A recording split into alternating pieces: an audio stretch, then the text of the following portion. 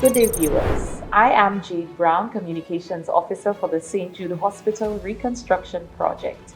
And today, it is my esteemed pleasure to welcome the Medical Director of the St. Jude Hospital, Dr. Mooney, here in the new dialysis unit of the St. Jude Hospital. Welcome, Dr. Mooney. Thank you, Jade. Okay, so today we're talking dialysis. Of course, that's why we're in this room.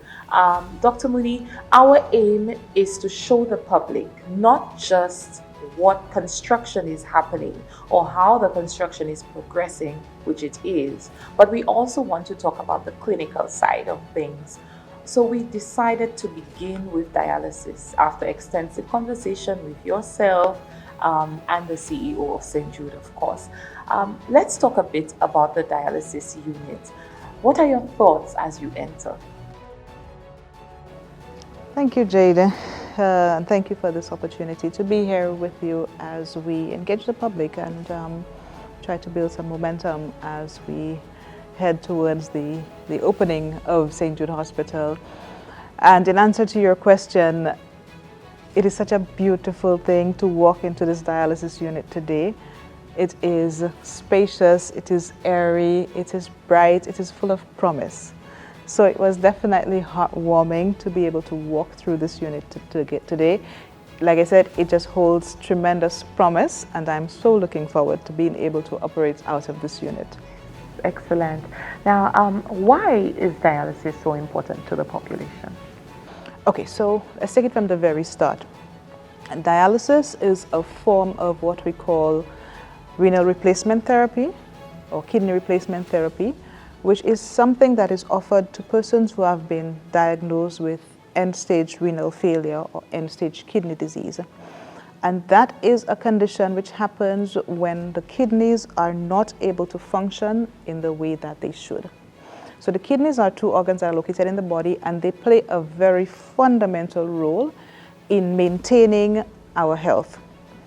The kidneys are important, for example, for flushing out toxins, for maintaining the fluid balance in the body, for ensuring that we have adequate amount of blood being produced within the body, and a myriad of other functions.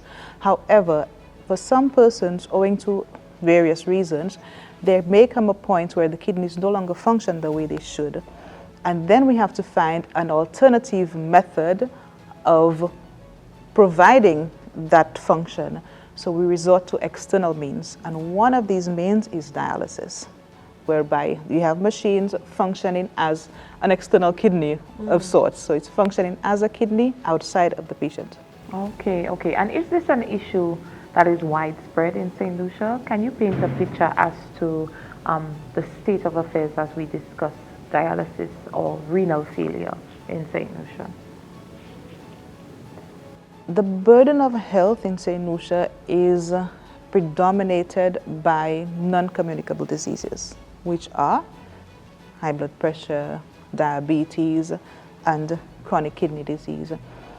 It is unfortunately a condition that we're seeing with increasing prevalence, and it is unfortunately one of these conditions that once it's diagnosed, there is no reversing it. It can be managed, but it can never be eliminated.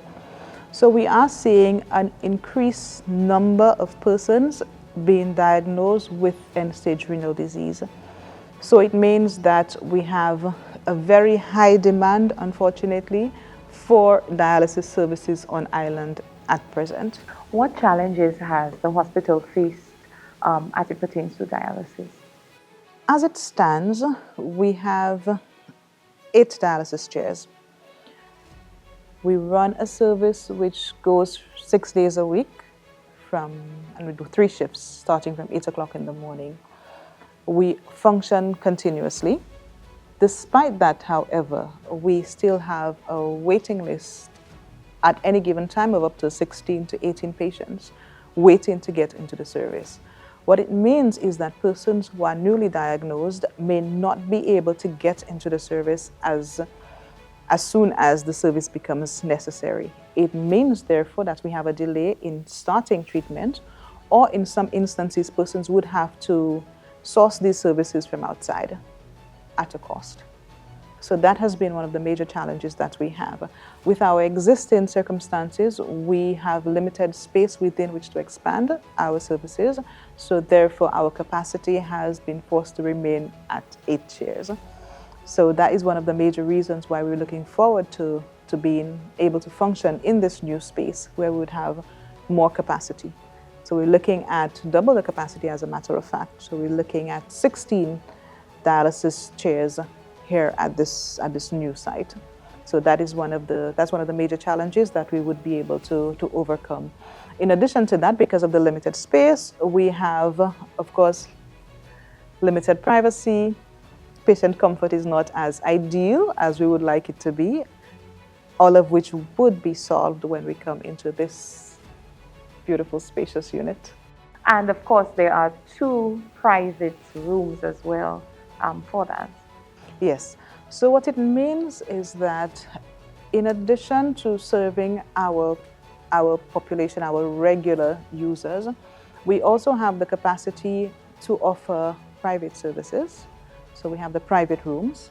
It means that we can also explore other avenues. We can look at catering to tourists, because we have tourists who come on island and they're on dialysis, and whilst they're here, they would like to be able to access these services.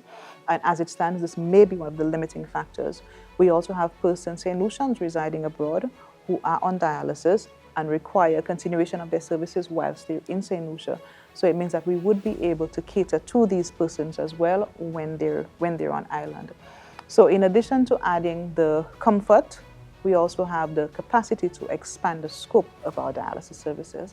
That is excellent. Is there any other way that the dialysis, the relocation to this unit will expand the services that you deliver to the public? Of course, in addition to being able to cater to visitors, to tourists, we have more units. So it means that we can offer services in a more timely manner.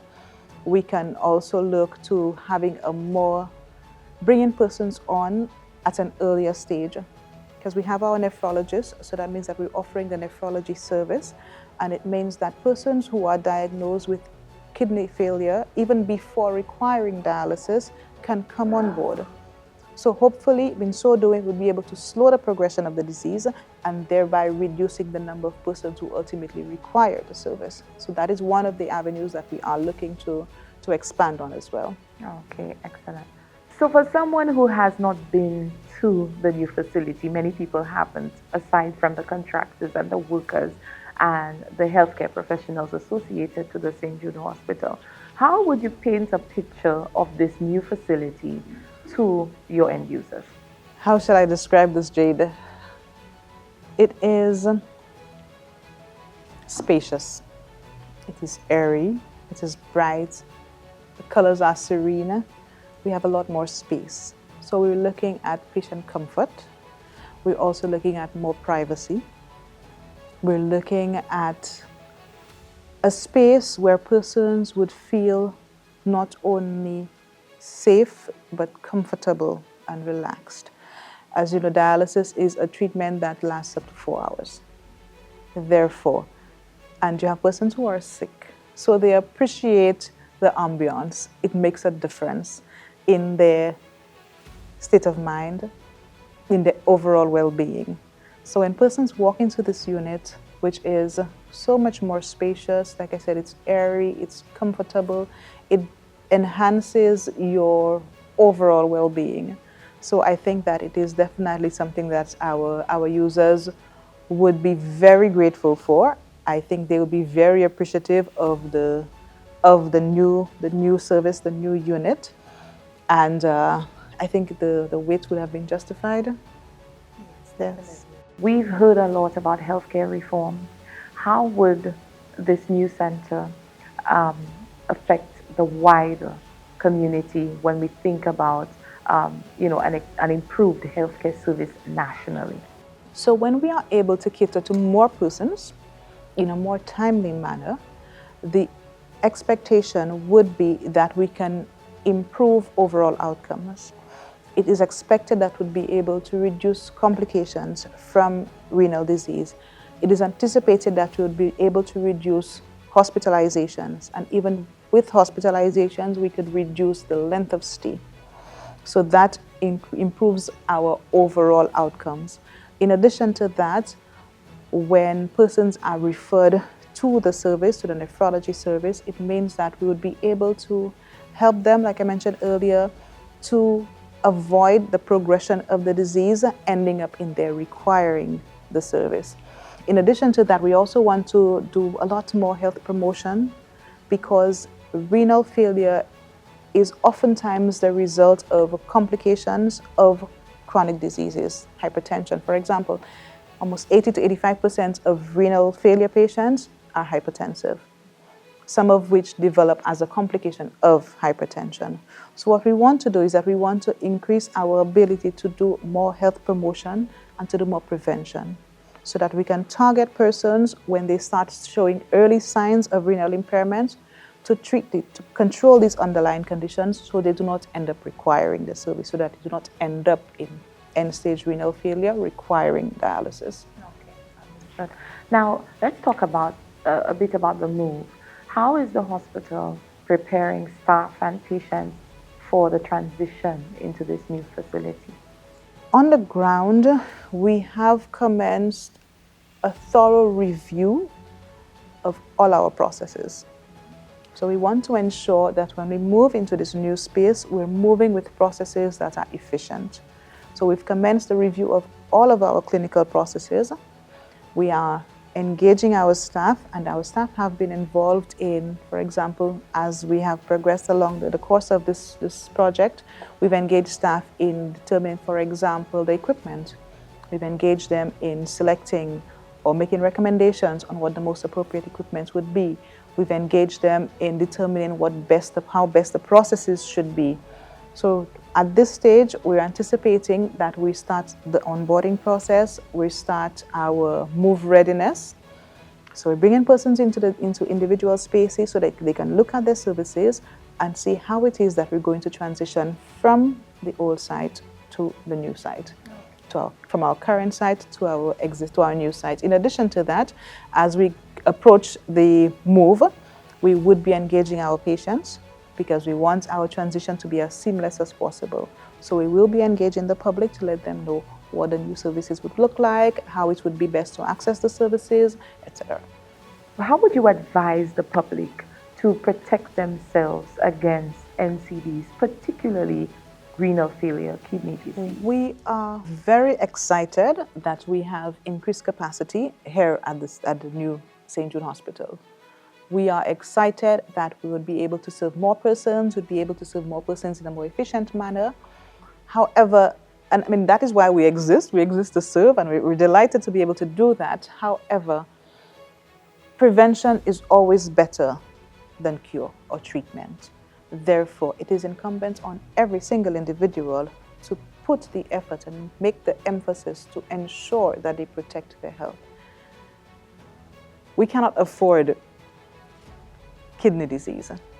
It is costly. It is costly in terms of loss of productivity, because when persons are diagnosed with kidney disease, then their productivity decreases. It impacts, because you're on dialysis sometimes 3 times for the week. Most times they are not able to function. It means a loss of revenue. It means for the entire household you have reduced income. So we have to ensure that we protect ourselves from that. How do we do that? Like I mentioned earlier, oftentimes kidney disease is as a result of a complication of other non-communicable diseases, complications of diabetes, of hypertension. So we have to ensure that for those of us who have not been diagnosed with any of these conditions, we do the necessary to remain free of these diseases. How do we do that? These are lifestyle diseases. So, diet. We have to be mindful of our diets. So we have to avoid so much of the processed foods, the fatty foods, high salt intake, high alcohol consumption. All of these can lead to the development of these non-communicable diseases. Exercise is another key factor in preventing the onset of some of these diseases, maintaining a healthy weight and ensuring that we remain active throughout, reducing our cholesterol levels, ensuring that our blood sugars remain normal, our blood pressures remain normal. So these are some of the fundamental parameters to ensuring that we protect our health. And for those persons who have already been diagnosed with conditions such as diabetes and hypertension, it is incumbent upon us to ensure that we control these as much as possible. With controlling the blood pressures, with controlling our blood sugar levels, we are preventing the onset of kidney disease and heart complications and all of the myriad of other complications that come about from uncontrolled diabetes and hypertension. Okay, excellent. Now, some people would hear this, some of our audience members would hear your explanation and they would think, well, this can't happen to me. I'm young, I'm relatively healthy, although they might, indulge in the drinking and the unhealthy eating and whatnot. Can you explain to the public end-stage renal failure and how it may impact anyone of any generation? Hypertension is the silent killer. So oftentimes we have persons who are hypertensive, they have high blood pressure, and they may not even be aware of it. So that is why it's important to do your annual health checks. Go to your doctor, go to the health center, just pop in, have them just check the blood pressure, make sure the blood sugar is okay. Because oftentimes it would happen and you would not even know. You would be asymptomatic whilst the disease is already existing and it's progressing and it's causing damage, but you wouldn't know that. So we have to do our annual health checks. We have to do our screenings. Anytime it's possible, there's a health fair, you pop in and you get your blood pressure checked, you get your blood sugar checked, make sure that you control your weight.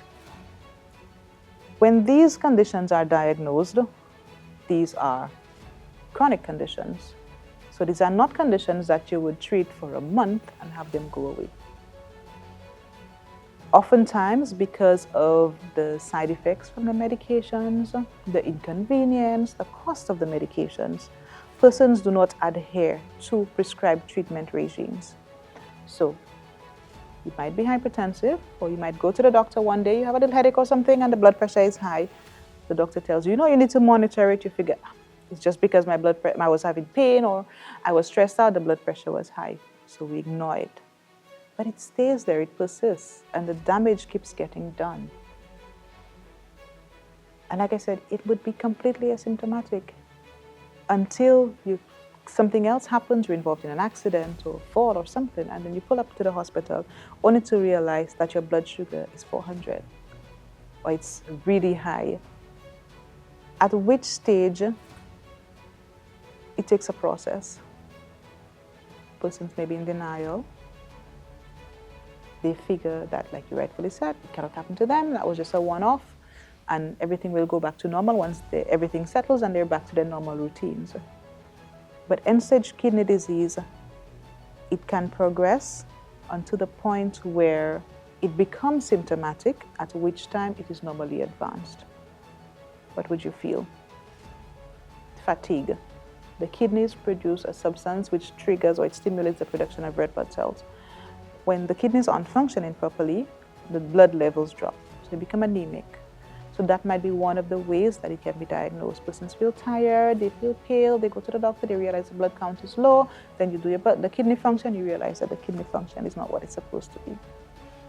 Some persons may develop signs of what you call uremia, where they may start vomiting, they feel unwell, they feel weak, they might pass out, they feel lethargic, etc. So that might be another way that it presents. And all of these are just to tell you that it is something that may not be symptomatic. You might not know that you have it until it is well advanced, it is well set in, at which time it may unfortunately be too late to reverse. So that is why we have to ensure that we are mindful of our lifestyles and we do our annual health checks. UHC is coming on board to do all of these screenings. All of these are offered for free at the health center, so we need to take advantage of these and do all in our power to protect our health. Because oftentimes when as long as we have passed that stage, there's no going back.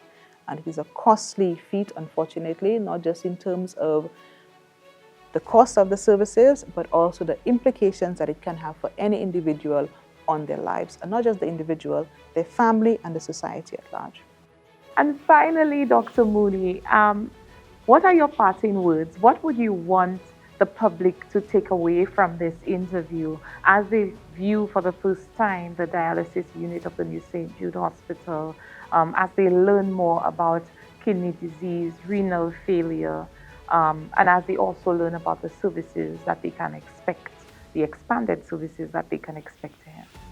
I must take this opportunity to say a sincere thank you to our public, to all of our patients, to all of our clients for the patience that they have shown during the past few years.